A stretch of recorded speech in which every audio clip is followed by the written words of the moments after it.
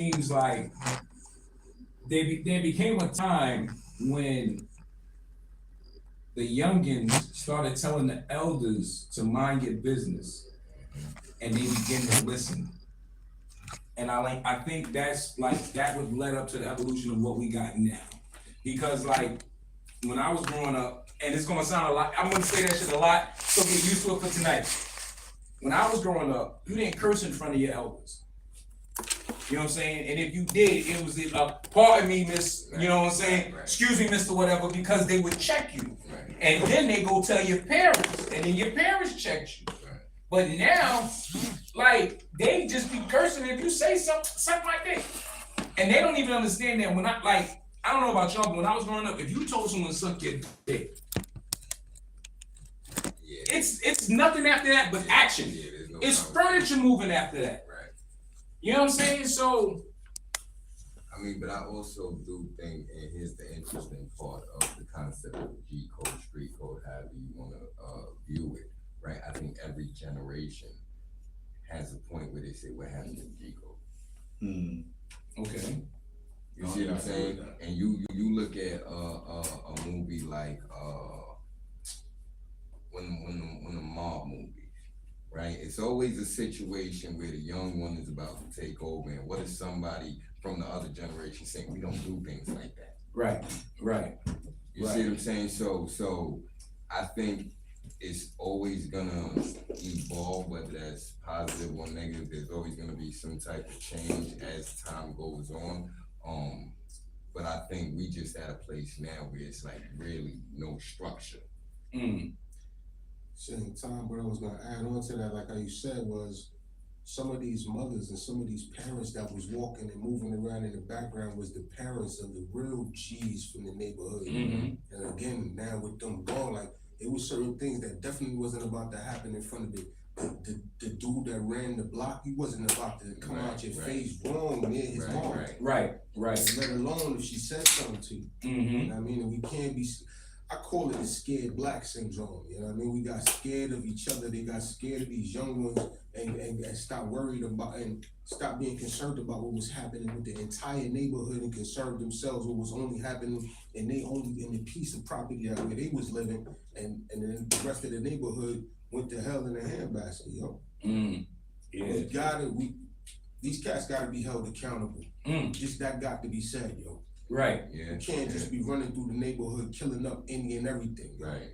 And I'm telling you, man, if anything like that is happening near my loved ones, come on, I'm in action. I'm in mode right there. Right. And that's the thing with where we at right now, right? Because everybody's sitting here at this table, understand. Nah, I take a punch in the face. But I'm gonna give you all ass one back. Right. But now these niggas is like, nah, I'm not even balling up my fist. Yeah, I had a motherfucker tell me that yesterday. I don't You know fight. what I'm saying? Like, I said, oh, then you pussy. Right. If you gotta run and get a gun rather than just fight, you weren't taught right. Right, absolutely. And they gonna say true while pulling the trigger. Right, you right, but I still be right back. They comfortable with it. They confident with that. You know what I mean? They think it really means something. I don't know if y'all seen some footage of the other day. Some white boys was getting it on, man. They was in the pool, and some other white boy was on the side in his bag. And they was beefing from inside the pool. I see that. He got too close. It's like when the prey get close to the water and the gator snap. He was in the water, big. They took the bag, took the ratchet, but. Wow. See, and it's crazy because it's like, when I was, all right, boom. One of the things that I think has got us where we are is we became numb to certain shit. Like when the block gets shot up. You know what I mean? Like when we was growing up, the block got shot up. It was a list of things that happened afterwards. You had the elders who knew who did it, and they outside talking about it. You had the people who actually held the block. Now they trying to find who did it. You don't have none of that no more. Now nobody knows nothing until a body's laid down. Then everybody's phone come out. Right. I don't understand it. I'm scared for the kids growing up now, the ones that are like 10, because this is what they're seeing. Between this and the drill music, it's like you're not seeing much of nothing because you got brothers like Brother Brown here who does community work and talks to the gangs and this, that, and the third, but it's far and few in between. Everybody done got into minding their business. Yeah. You know what I'm saying? Like I heard somebody say the other day, don't stand by and watch them kill me. And I was like, damn. That's real. Right. Nobody understands it. Nobody don't feel the gravity of it until something like that is said. Until somebody could be watching it, all of the phones could be out, until the words is uttered. They killing you. Right. That's where that shit gonna go if somebody don't get involved. Somebody don't put their life on the line, man. Right. Everybody out here living scared. Definitely scared. And it's for me, it's odd because like we were raised, you don't fear nobody walking this earth. You don't fear no one that breathes and bleed like you. But you respect them. Absolutely. You know what I mean? But it's like now, like the other day I'm talking to this young dude, I'm like, yo, bro, don't get yourself fucked up over your pride. His response was, nigga, fuck you and my pride. Not my pride, his pride. I said, that was a new one. Like an understanding, like an education. Right. He thought he really said some shit. Yeah, Right. he really thought. Right. He don't. In all reality, he don't know. But in his mind, he just said. Right. It's like he's I suck my own dick. Nigga, that's not something to say. Nigga turn around with bars. Right. Hold that old nigga. Yeah, and I think that's another. And then go tell some nigga he actually said that shit. Right. I told this. I think one of the things that fuels it though is like you said, the OGs fucked up. You know what I'm saying? Between trying to prey on the young ones, trying to make them their soldiers and their doges, but more than that, because like I'm gonna tell you, hold up, before you go, I gotta tell this quick story. I'm with one of my mans now, right? Somebody's coming home and he's telling stories to my man, and he's telling him, yo, my father put my first gun, my first bundle in my hand. My father, biological father. how do you come back from that? In Howard Project, somebody had the dirty, dusty shotgun laying around the crib, so young man gets his hands on that. I saw that. Kills his friend. Yup, I saw that. It's just happened, yo. Yup. And I think because their parents, you know what, I think part of it is also the evolution of I can't wait till I grow up. You know what I'm saying? A lot of kids, when I grow up, I'm not gonna do that with my kids. Not realizing that was saving your kids. Right. You know what I'm saying? Like my mother whooped, he'll tell you, my mother, if there was an ass whooping Hall of Fame, Gwendolyn Williams is a first ballot inductee. But I look at what it did for us. You know what I mean? We learned the consequences and repercussions of the shit we do as well as what we don't do. It taught us that you gotta be a certain way. And then not only that, but I think, and this sounds like, I guess, a politician response, but lack of employment plays a part too. Because my first job, I was 14. Greater Brownsville Youth Council, right on Dumont, right across the street from what's Food Bazaar now, but back then it was Big R. And if not for that job, I wouldn't have learned that the world is different than the 12 blocks I live within. You know what I'm saying? You understand and learn that not everybody lives in an animal survival state. And you gotta be exposed to that. Like, I remember, and this is a little off topic, but the job that I had, I was a peer educator, which means we educated the community on everything from condoms to suicide, conflict resolution, all of that. We get a presentation at Safe House. Safe House was a group home for transgender youth. I grew up in Bed-Stuy, Brooklyn during the crack era. Never saw a transgender in my life.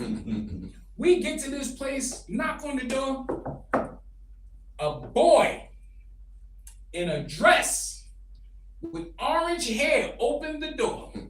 I said, oh, get the fuck out of here. And I turned around.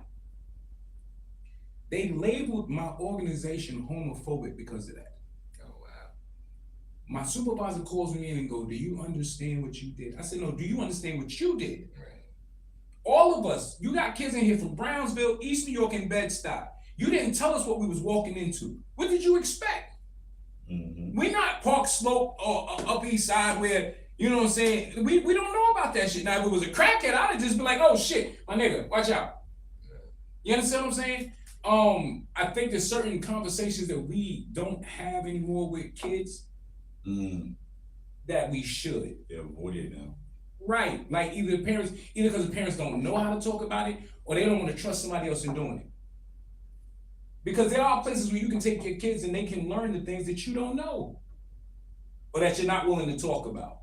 Do y'all think, when it comes to the parents, do y'all think lack of experience hinders them as parents? What do you mean experiences what, as a parent? Just, yeah, experiences certain different things in life that they can't even translate to their kids or teach their kids because they don't know. They never really experienced it themselves. I can't, you know why I say no to that?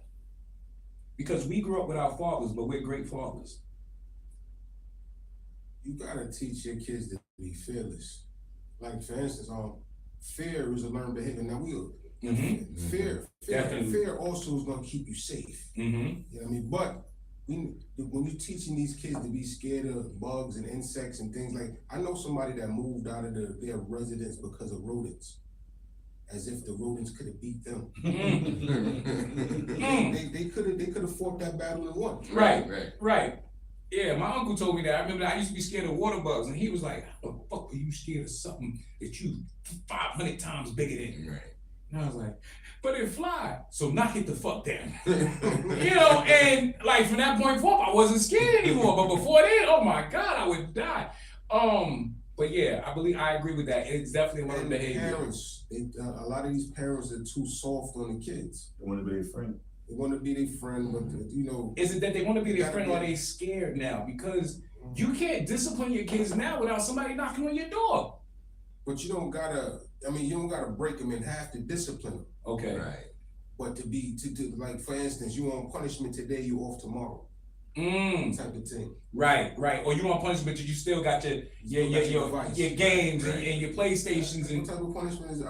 Something else I wanted to mention when you started talking about your first job. So now during the pandemic, it came about where it was enough virtual money to be had for these young ones. They could have been learning the craft, helping the city, plus a summer job, all virtual and getting paid. I'm out in the streets and I'm telling this to a lady. And she, with a smile on my face, says to me, I don't know if she want to do it because I give her money. I give my child money, so I don't know if they would want to work. There's a lot of parents with that mindset too. Where they feeling like they're coddling these kids and looking to do everything in the world for them until this child can't do nothing for themselves. And the minute they get out in the world, they stuck. They fucked. Look, I'm a manager and I'll be in situations where parents come speak for their child. What? And I'm talking different situations. I'm talking, I don't like your the schedule you're giving them, or I feel like you're making my kid do all the work while everyone else, like, it gets wild. What? It gets wild. Ma'am, if you don't get out my goddamn store, take your son with you, because his little ass is fired now. It's one of those things where it was like, if a nigga was telling me, I wouldn't believe it. Right. But because you've seen it. You know what I'm saying? Like, I'm like, yo, this is. And you know what's happens, but it even happens on bigger scales, right? It's gonna sound funny, but a bigger situation of that. Jason Tatum, right? He was playing for the USA team. He wasn't playing. His mom's tweeted. Yes. What? Yes, you're right. What? And that made noise. Yeah, you're right about that. And when I was growing up, you didn't want your parents to speak up for you for nothing. No, I got this. I got this. Absolutely. Move, Mom. I got this. Absolutely. But I guess it's because we grew up in an era where our parents forced us to handle shit. Like, I remember the first time I had a fight, it was like, you either fight him or you fight me. Right. And I'm not fighting Gwen. So shorty, guess what? This is your first ass whooping of the summer. Yo, wow. And I mean, it's interesting you say, even with the work in both ways now, it is the fact that, they got so many what we would consider easy ways to make money, right? But you really sit back and pay attention. outside of some of the youth, they can't even get a job until they're 18. Right. But I think, but but I that disagree with that. I disagree. And it goes back to like some people was out in the streets hustling because they had to. Like you said, they got so many different other ways to make income nowadays. They really don't gotta be out. Right, because in the summer you see them, they doing the water.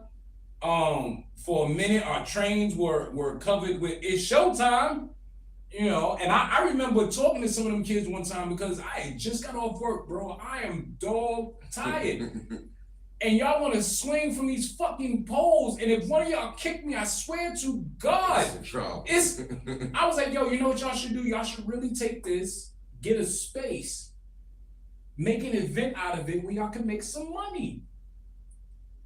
Homie said, nah, bro, we make enough money. I said, okay, let's do the math. Y'all been on this train for from Manhattan, so let's give it 40 minutes.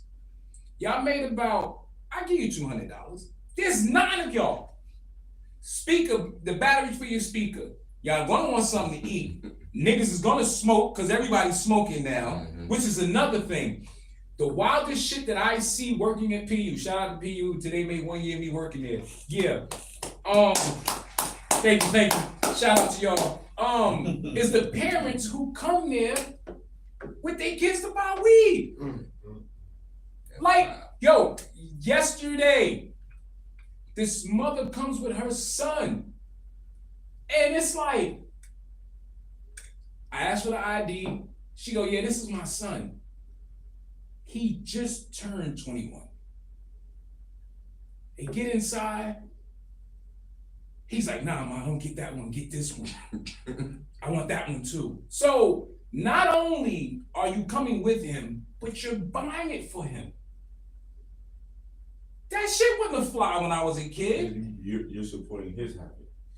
It's an enabling, and I think it goes back to the whole thing of I'm not gonna treat my kids like that. You know what I'm saying? Because like when we was growing up, I know for us, it was certain shit we couldn't do. Right. You wasn't talking any your way in the house. Certain things you wasn't watching in the house. I remember, and this was before you came along, we would be sitting there, you know how they do the warning on the TV show? That the subject matter and this, that, and the third. As soon as I heard that, I would just get up because I knew it meant time to go to bed. But now you got kids, they lean into the TV. Oh, this gonna get good. Yeah, they letting them watch anything. Right. These young boys watching adult shows with adult content. You know what I mean? Oh, they that's why they out here living beyond their own age.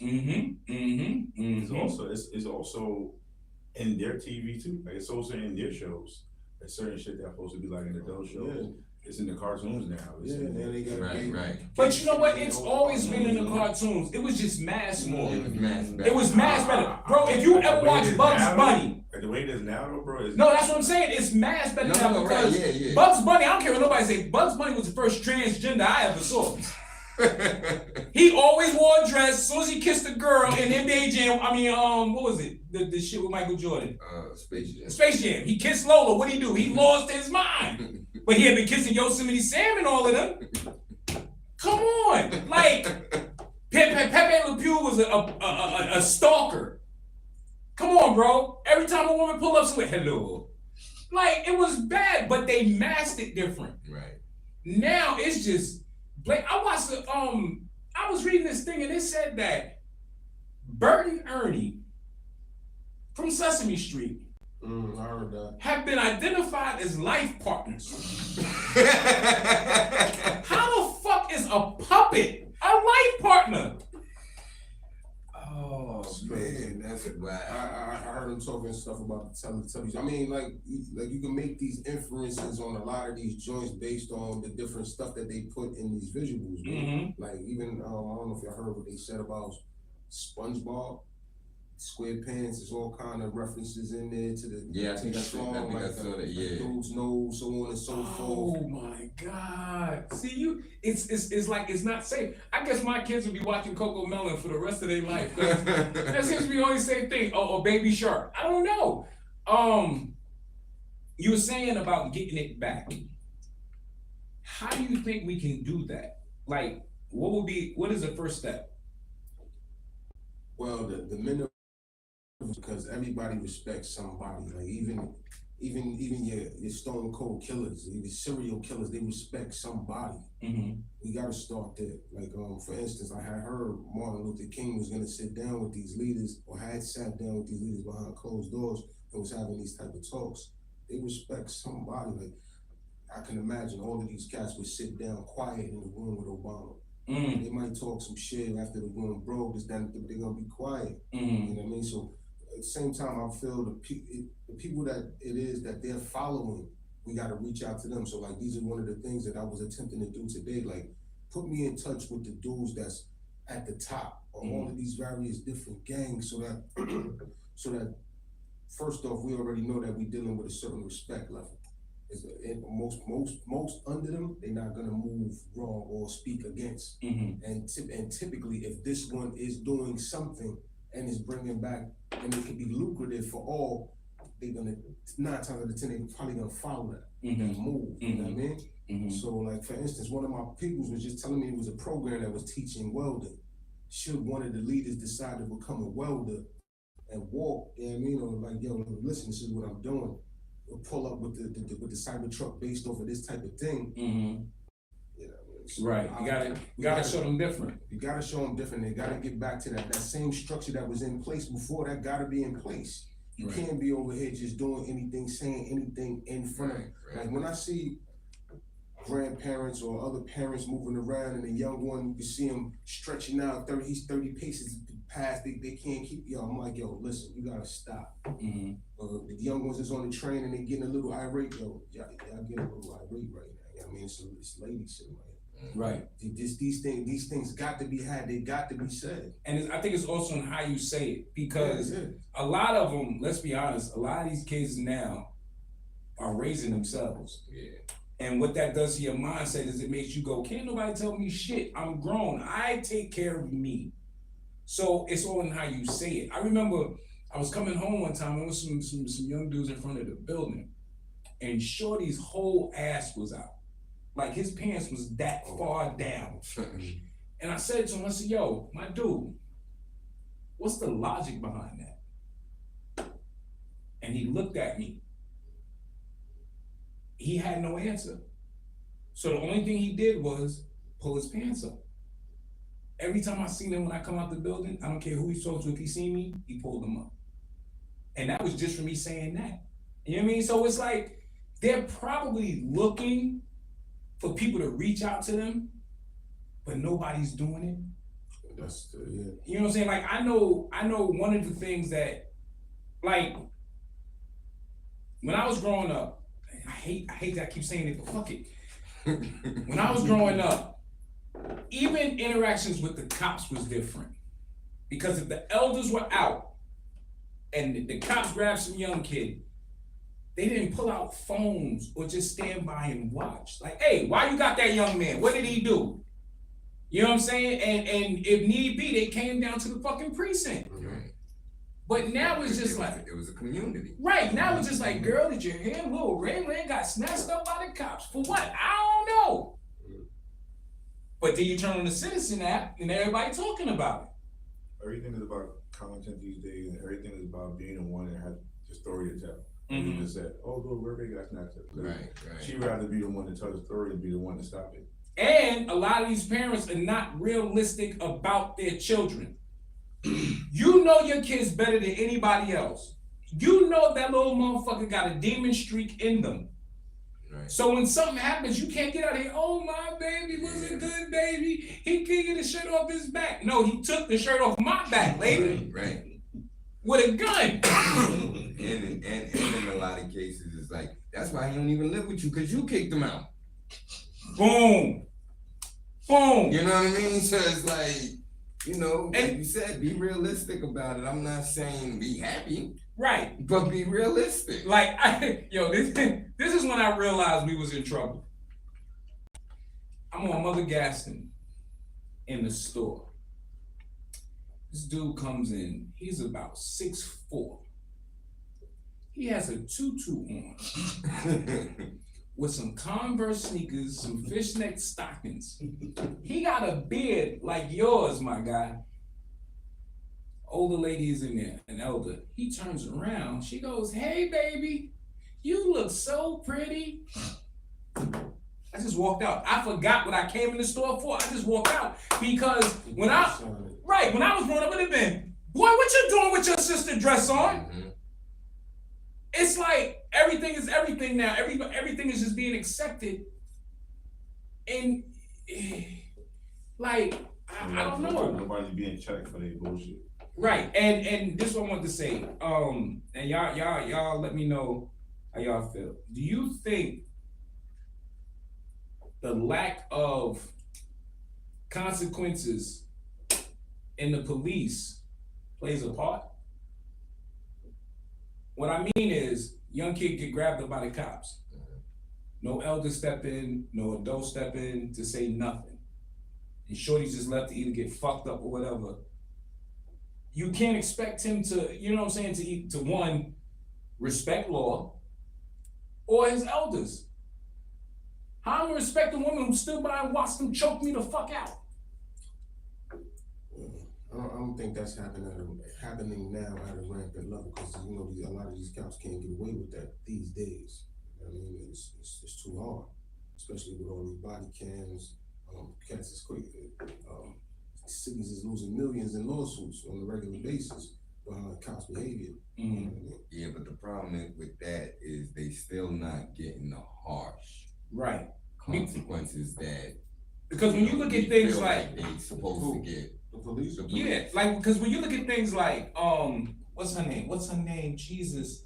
Oh, the cops busted and shot her and her boyfriend shot back. Breonna Taylor. Yeah. I just knew those cops were gonna be found guilty. And they said, nah, it was her boyfriend who caused it. Mm-hmm. You know what I'm saying? And what it took me back to, I gotta be honest, it took me back to Rodney King. Mm-hmm. I remember how I felt when I watched the Rodney King tape and I watched these cops beat his ass and then they all got off. Right. You know what I'm saying? And then NWA drops fuck the police. It's like, yeah, fuck them. Yeah, but a lot of people gonna feel in a state of shock when they start convincing themselves that we live in a place that's not built on hating our people, Mm-hmm. on racism, period. Mm-hmm. You know what I mean? This place is not built for us. Mm-hmm. They wanted us here under lock and key. Mm. You know what I mean? And that they voted for us to not be even a full human. You know what I mean? They trying to change voters' rights right now. Yeah. So that we can't vote, so that we can't use the power of our numbers. You know what I mean? You know what they did in Tulsa. Mm-hmm. These things could happen at any given moment, like any given day. They pick the murder 1 hour. Right. Just like, how is it we still debating for reparations, and the Jewish community, they didn't apologize to them and gave them monuments, and we can't even get you know what I'm saying? We can't even get yeah, it was fucked up. Right. Right. You know what I'm saying? And I think, let me ask this before I go any further. How do y'all feel if y'all ever call OG big homie, whatever the case may be? Uh-oh. I ain't gonna lie, that shit took a while to get used. I mean, I don't really get called I've been called OG. That shit took a while to get used to though. Yeah. Cause I was looking at it from like the old standpoint, like, oh yeah, niggas think I'm old. Mm-hmm. I was there from that standpoint, not from. That's how I feel when they say old head. Yeah, but now as I'm like getting older, I understand more what it means. Is like you supposed to be the one that's being able to show them the way, teach them some stuff. Mm-hmm. You know what I'm saying? Guide them. So that's the OG to me. Is like who's guiding these kids. And that's what I always say. We have conversations that there's no OG as far as who's guiding these kids, who's telling these kids what's right, what's wrong. There's nobody out here no more. They just they learn on their own, or they tell each other. Like you got an 18-year-old telling a 16-year-old how to be in the streets.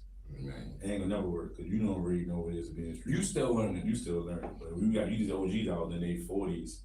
They've been outside since they was 15. Now they really got real life experience, so they can tell you. You know what I'm saying? Right. Yeah, because like I saw a video on, my daughter posted it. Shout out to Nia. My daughter posted a video. It was called Dating Expert Advice. Not one of these boys were over 17. What in the fuck do you know about dating? You still don't know how the Kootnoop work. They might know how to date, but I don't know about expert. Right. Right. Like, I don't, and nobody checked it because the only person who said it, everybody else was like, yeah, because it was about names that if he calls you this name, you're not his main girl. Bae, Boo. I forgot some other one, but I'm just like, I don't listen to none of that shit. yeah, None of that shit. listen, man, and that's the thing. I think because bottom line, I think what it boils down to, I think the code was lost because we stopped teaching the importance of life. Stop caring. Right. Stop teaching people the value of life and things that, like, it's crazy to me that these kids, when I was growing up, everybody wanted to have a boyfriend or a girlfriend. You wanted to be with somebody. Now these kids is like team solo. Right. See, but also the media and the celebrities play a great part in that. Like, for instance, I don't got no love for the Love and Hip Hop show. Ooh, Really teaches, but see, ain't nobody standing up, ain't nobody speaking out, nobody ain't got shit to say. Everybody quiet. Right. And the minute that you say it, that's the yeah. Come on, man. It's parents that's watching that shit with their kids. With their kids. What is that shit teaching these kids? And smoking. What type of values is that teaching them? What is that showing them? The one, like, even though it's unfortunate what's going on with Pap and Remy right now. Oh, But right. you know what I mean? There was one black couple that was up there and really was actually demonstrating black love that it still exists, which it does. You know what I mean? Right. It's something to strive for. right. It definitely exists. It's just not promoted because it doesn't sell. Like, you look at TV right now, right? Zeus Network, all that shit. All it was about people being negative, or the negative side. Drinking, fighting, homosexuality. Gotta call it what it is. I'm like, well, where's the show about black excellence? Where's the show about black people that's doing positive shit, that got businesses, that's having a happy relationship, shit like that? They're written by Tyler Perry. Even them shits is. That's my point. Yeah, right. That's my point. He's the only one talking about it. Look what he's doing with it. I mean, because did anybody see Black Divorcing the Black? Oh my. I still ain't watched it. Yo, let me tell you something. I said it before. He needs to find writers. If you want to show a different side of the black community, you're doing a bad job. You're doing a bad job because you're still feeding into the narrative. The narrative. You know what I'm saying? Like, in all his shits, it's the same formula. A woman struggling, she got a dude who ain't shit. Right. Some light-skinned dude who look like he's from the Arabist magazine or something. He comes and he saves the day. Right, he's the perfect one, and she got to figure out how to be with him. Right, the only one that he didn't do that. If that ain't the case, it's a white man. A white man Oh, yes. That's saving the black race. Right, the only one he didn't do that with was Daddy's Little Girls. He switched it. It was a light-skinned woman. Right. The one with Alex Cross? Horrible. The one when she cheated and caught AIDS. I never saw that. Yeah, that's over more race. Yeah, I didn't. Y'all never saw that? What's the name of it? I mean, that's a lot of them emotional hallmarks. But yeah, she cheated. She was like, they was married. She started cheating and do had AIDS. Wow. I think I've seen that Woo! I gotta Google that one. That might be one worth watching. But yeah, going back to this media stuff. I said the other day when I was at work, I said, because I think I'm like the second oldest person that worked there. I said, yo, I wish that the internet and stuff would shut off like TV used to do. One of the kids said, nah, son, that shit happens. I don't know what I'm gonna do. And that's the reality to it. They really don't know what they gonna do. Go to sleep. What the fuck are you supposed to do? Go outside and play. Right, and thank you. A lot of that is the parents' fault as well. You know what I mean? They let that happen. Like I used to throw in the Cartoon Network, let my kid watch this, that, and the third show, but it was not an all day, every day type of thing. Right, you gotta shut it down sometime. And that went from those TV networks to these devices. Right. And kids know that it's gonna pacify the kids. So a lot of these parents feeding that to the kids so they can get their little moment or whatever. Just give the kid his tablet, go sit in the corner here, take your tablet. Same time, I stepped on a train one day and I see two Asian boys, two Asian brothers, they reading the same book. Yep. Together. Yep. One book, not two books. Yep. You know what I mean? Or I get on the train, lady pulls out her little healthy snacks and passes the kid the book. These are things that parents gotta instill in their kids, you know. We gotta teach that. And we look at it and go, well, I ain't doing that white shit. Yeah. Or we act like it's not a real thing. Like we act like they don't teach and show you different things from what we do. Right. Like, yo, when they was doing the whole ban on TikTok thing, right, I really paid attention.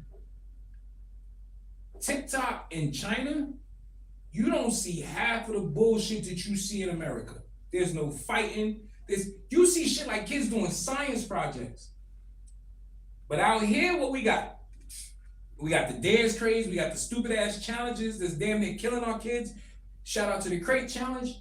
You know what I mean? Same time, these algorithms work in a certain manner. The more things you searching and looking up, the more that stuff is trafficked to your phone. Right. You know what I mean? So nice. at the same time, that like for instance, when I thumb through my lady's YouTube or whatever, because she's looking up these crochet patterns, this, that, and the third.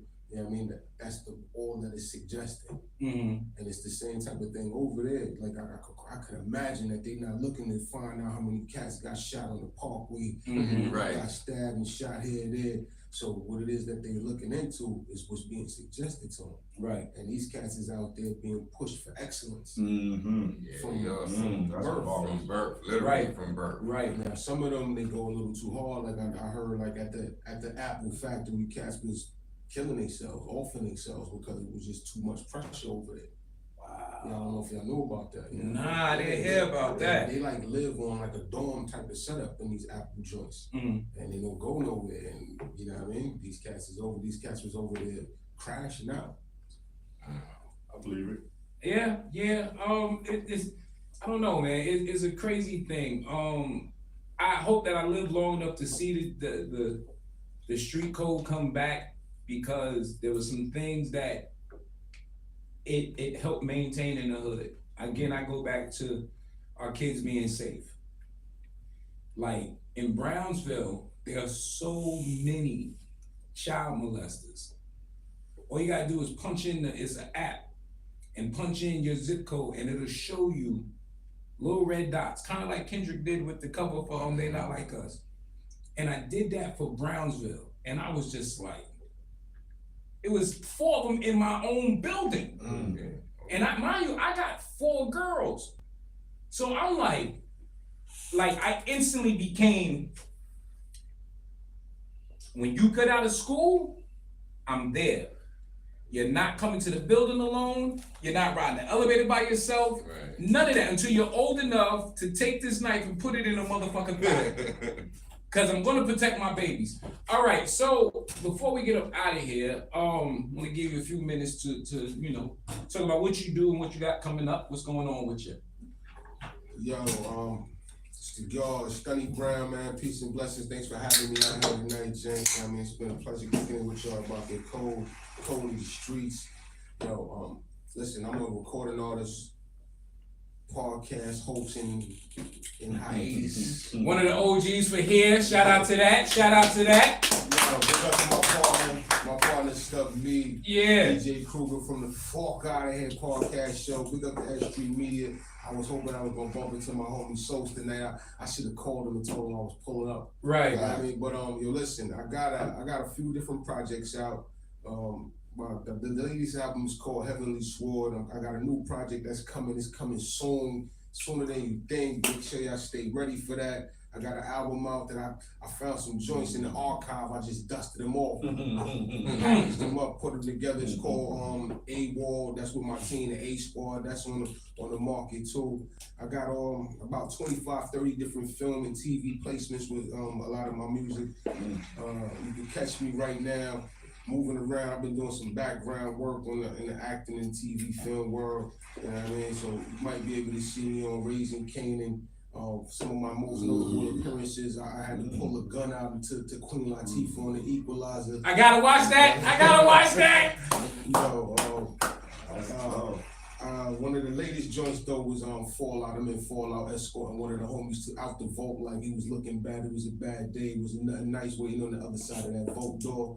But we moving around. I'm looking to step it up, doing a little bit of theater work with this black production company called the Incon Theater production company out in Bed-Stuy. They do some things out of this church called Mount Pisgah. They heavy. They be over there with the remote mics, stage designs. All kind of things set up, so just getting my acting chops up. Big up to my whole boot camp dudes. These are the dudes that brought me in the game. Rest in peace to Sean Price. You know what I mean? Stuck B is the baby brother of Sean Price. You know this dude is the family of hip hop royalty, so we move around in these streets, connected and affiliated. Big up to my Wu-Tang affiliates. My dude Devon was just out here. He manages Split Star. He manages Young Dirty.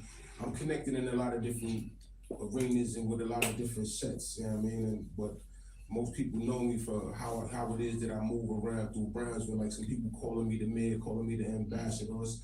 I'm not out in the streets like that, but people know me for doing for my community. We put on when we make sure that we do good for the good people that's still out there. Big up to the BCJC, the Brownsville Community Justice Center. We work under the umbrella of the court, Justice Innovations. And you know, we work in conjunction with the mayor's office.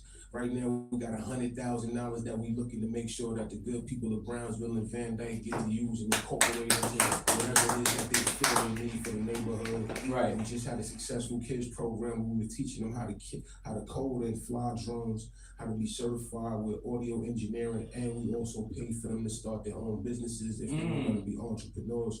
So this work is out there and it's being done. And I believe with all of us putting in and adding on and doing all of this work right here, these young ones, they're gonna get to understand and see that people out here care for them and looking like, for instance, online, I had just put up a post from the joint and said that we was gonna do some things. One of these ladies was like, yo, I don't know how that's gonna work. It's doomed and they're gonna probably come through and shoot it up. I'm like, man, we done did over 20 events out here. It ain't been no gun violence. Right, because y'all just had Mother Gaston blocked off. Gaston blocked off, you know what I mean, from Sutter to Blake and for hours, you know what I mean? Little to no police out there, and still, like I said, there's something in the neighborhood, like we know it's some negative aspects in some of these areas, but when they see situations like that, thanks to the Most High, it seems as if they respect it, knowing that their loved ones is gonna be over there picking up the food bag. Like we was giving out groceries, we had 3 different food vendors giving out food plates. Nice. You know what I mean? So we're making sure that the work is getting done, and there's no shortage of people out here that, well, I mean, we could use all of the help that we could get, but it ain't no shortage of people out here that's out here doing it right now. Right. So let's talk about the community work for a minute. One, what made you decide to, extend yourself in such a manner? And 2, how do the young dudes in the neighborhood react to you? Well, listen, one of the reasons now it's all good stories and it's all good feedback, but it's so much, like how I got my start, my family, my moms, my grandmoms, these ladies would be out in the street talking to randoms, and I'm like, yo, in my mind, why are you talking to these randoms? You right. know what I mean? What happened in my old age, I just turned 50 in July. Okay, happy belated. Thank you. I ain't even gonna say in my old age, but I just became that person. Like, I'm one of those dudes, somebody can sit down and I don't know from Adam, they telling me the life story and what I'm gonna do. Shoot them away, so, I might give them a minute if I got it, you know what I mean? And like I said, I just recognized that my mom and my grandmas used to extend these things to the people that would come into their life, and so I just started doing that too. Not to mention, I've been the recipient of some of these things. Like, people have taken me up under the umbrella of various different things that has shown me different ways of being able to get out of the neighborhood. Like, it used to, I believe this lady was like a angel in disguise, man. It used to be this little old lady, she looked like she was in her 90s, but she would come through Brownsville by herself. Nobody knew her. She had no family, didn't live out there. She was just out there. And she would gather up all the little kids and tell them, go tell your moms, go tell your pops, whoever what it is, I'm going to Yankee Stadium. I got tickets. Y'all could go with me. And I'm not really into sports, let alone baseball. Right. You know what I mean? I had to learn that though. Like, we grow up loving everything New York, but I didn't learn until I was sitting in the stadium for 9 innings. 9 innings is long. As a little dude from Brownsville, that shit is boring. Absolutely. They do a good job with the highlights on TV, but in person, that's not my thing. Right. This little old lady would take a troop of kids from Brownsville to the Bronx, make sure we got back home, and I'm like, you know what I mean? So these type of things need to be extended like that. You know, like for instance, I talked to my daughter, she's in the summer program. I'm like, what trips y'all went on? We ain't going no trips. What are y'all doing with these kids, y'all?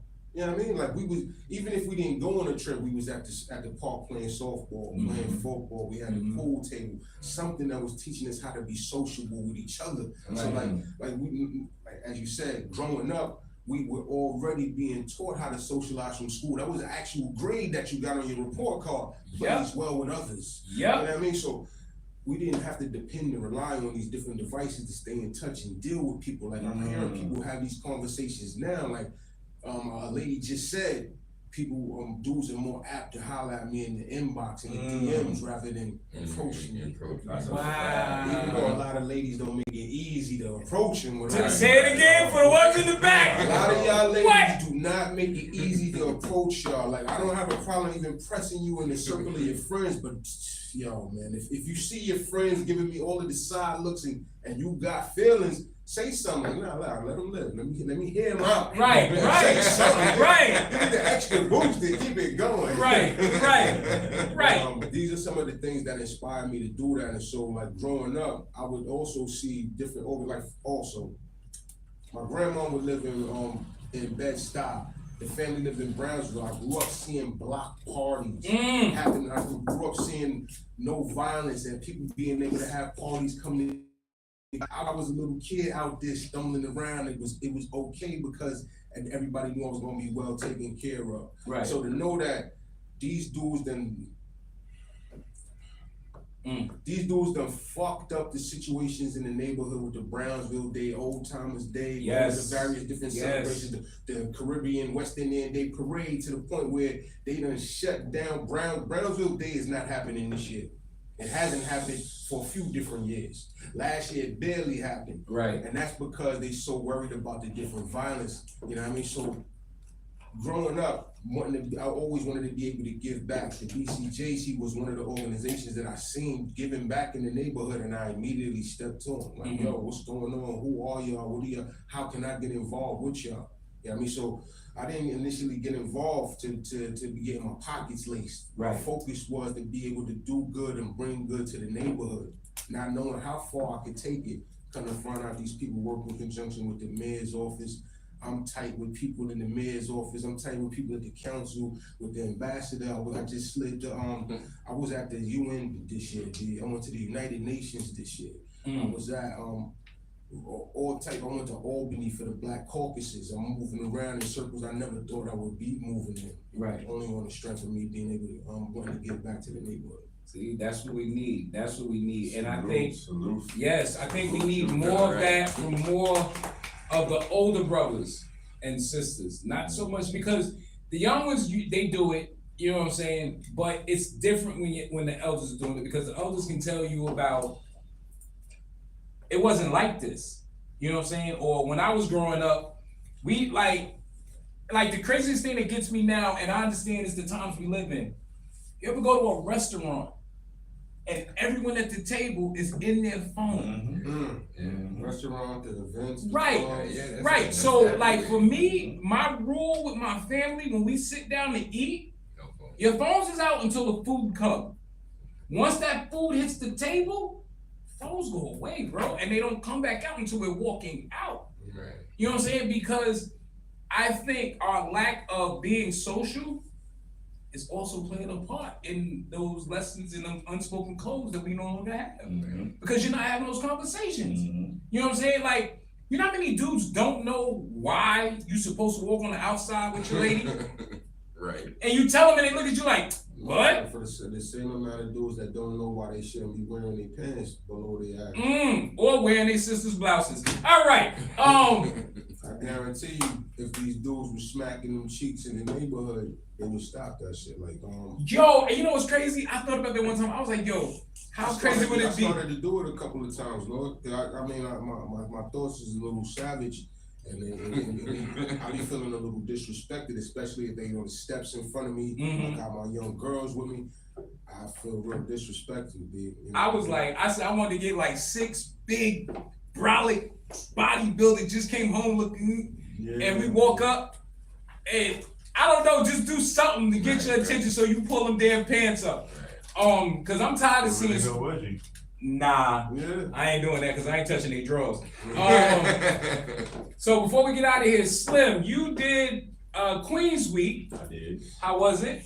Awesome. Queens. It was 5,000 2-day tournament. Pretty much you had to win 4 games to win $5,000. Some people make it seem like it was a lot of money, but when you break it down that way, you win 4 games to win $5,000. But normally you gotta pay a whole season to win the money. So we did it at 150th Park, 150th No Conduit, right in Jamaica, Queens.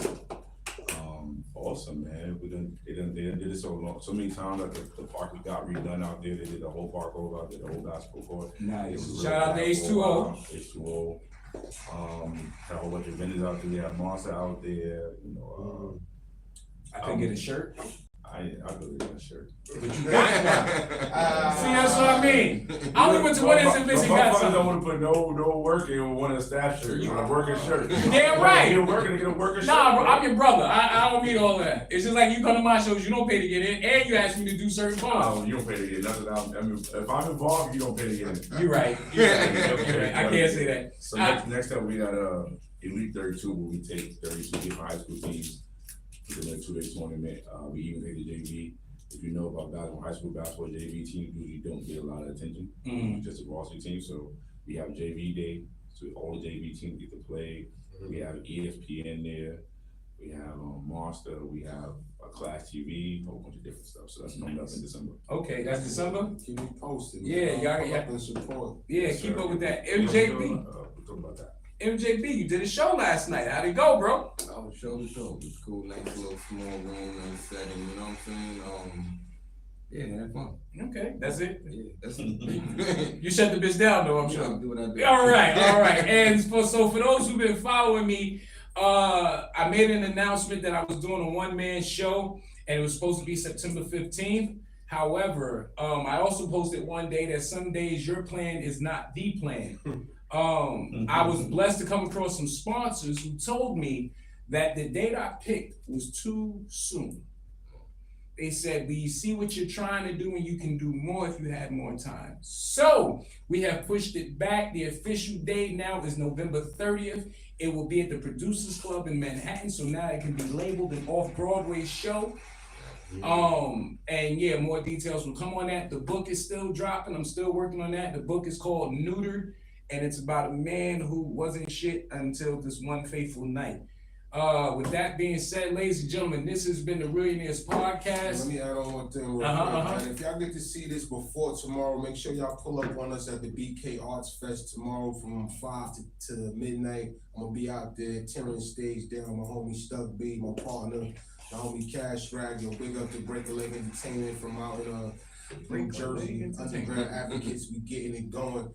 Yo, this is about to be real hip hop. Tap in if you're available, man. And all the information is on my social media. Follow me on all social media at Dunny Brown. Not Sunny, not funny. Dunny Brown. THUNNY Brown on all social platforms.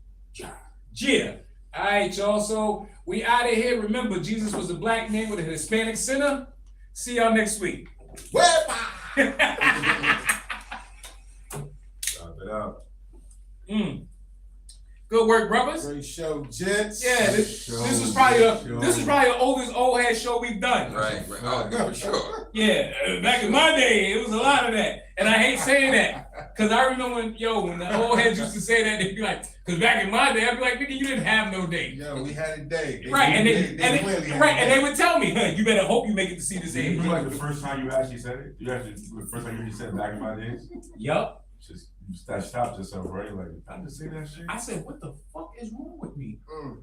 I swear. I said to my wife, I said, babe, I done got old. Those was the good old Right, Yeah. but you remember my joke where I said, wait, plans to say it. Wait, plans to say it, that shit just come out. Right. And I was like, okay, I'm there. Right, I'm You here. know what I mean? All right. Right, you just start embracing shit. Like I was recently applying for AARP, so you know.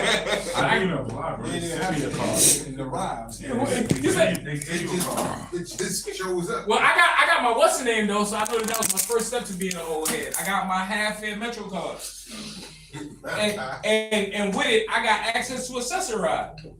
Yeah, so shout out to New York City for that one. I said one day I'm gonna take Accessorize to work. I'm gonna fuck that.